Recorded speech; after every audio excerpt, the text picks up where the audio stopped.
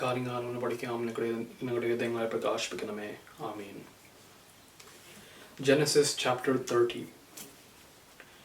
When Rachel saw that she bore Jacob no children, she envied her sister, and she said to Jacob, "Give me children, or I shall die." Jacob became very angry with Rachel and said, "Am I in the place of God, who has withheld from you the fruit of the womb?"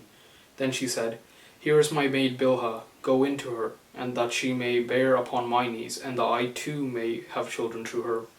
So she gave him her maid Bilhah as a wife, and Jacob went in to her. And Bilhah conceived and bore Jacob a son. Then Rachel said, "God has judged me, and has also heard my voice, and given me a son." Therefore she named him Dan. Rachel's maid Bilhah conceived again, and bore Jacob a second son. Then Rachel said, "With mighty wrestlings I have wrestled with my sister, and I have prevailed." So she named him Naphtali. When Leah saw that she had ceased bearing children, she took her maid Zilpah, and gave her to Jacob as a wife. Then Leah's maid Zilpah bore Jacob a son. And Leah said, "Good fortune," so she named him Gad. Leah's maid Zilpah bore Jacob a second son, and Leah said, "Happy am I, for the women will call me happy." So she named him Asher. In the days of wheat harvest, Reuben went and found mandrakes in the field, and brought them to his mother Leah. Then Rachel said to Leah, "Please give me some of your son's mandrakes." But she said to her, "Is it a small matter that you have taken away my husband? Would you take away my son's mandrakes also?" Rachel said, "Then he may lie with you tonight for your son's mandrakes." When Jacob came from the field in the evening, Leah went out to meet him, and said, "You must come in to me, for I have hired you with my son's mandrakes." So he lay with her that night. And God heeded Leah, and she conceived and bore Jacob a fifth son. Leah said, "God has given me my hire, because I gave my maid to my husband." So she named him Issachar. And Leah conceived again, and she bore Jacob a sixth son. Then Leah said, "God has endowed me with a good dowry. Now my husband will honor me, because I have borne him 6 sons." So she named him Zebulun. Afterwards she bore a daughter, and named her Dinah. Then God remembered Rachel, and God heeded her, and opened her womb. She conceived and bore a son, and said, "God has taken away my reproach." And she named him Joseph, saying, "May the Lord add to me another son." When Rachel had borne Joseph, Jacob said to Laban, "Send me away, that I may go to my own home and country. Give me my wives and my children, for whom I have served you, and let me go, for you know very well the service I have given you."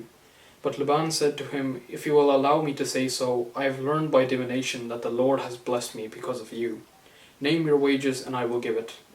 Jacob said to him, "You yourself know how I have served you, and how your cattle have fared with me, for you had little before I came, and it has increased abundantly. And the Lord has blessed you wherever I turned. But now, when shall I provide for my own household also?" He said, "What shall I give you?" Jacob said, "You shall not give me anything.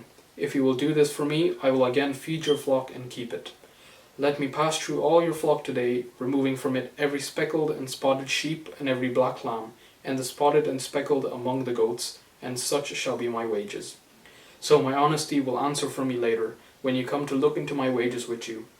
Everyone that is not speckled and spotted among the goats, and black among the lambs, if found with me, shall be counted stolen." Laban said, "Good, let it be as you have said." But that day Laban removed the male goats that were striped and spotted, and all the female goats that were speckled and spotted, every one that had white on it, and every lamb that was black, and put them in charge of his sons. And he set a distance of 3 days' journey between himself and Jacob, while Jacob was pasturing the rest of Laban's flock. Then Jacob took fresh rods of poplar and almond and plane, and peeled white streaks in them, exposing the white of the rods. He set the rods that he had peeled in front of the flocks in the troughs, that is, the watering places, where the flocks came to drink. And since they bred when they came to drink, the flocks bred in front of the rods, and so the flocks produced young that were striped, speckled, and spotted. Jacob separated the lambs, and set the faces of the flocks toward the striped and the completely black animals in the flock of Laban, and he put his own droves apart, and did not put them with Laban's flock. Whenever the stronger of the flock were breeding, Jacob laid the rods in the troughs before the eyes of the flock, that they might breed among the rods. But for the feebler of the flock he did not lay them there, so the feebler were Laban's, and the stronger Jacob's. Thus the man grew exceedingly rich, and had large flocks, and male and female slaves, and camels and donkeys. Deo me studin kogima ono barkmor.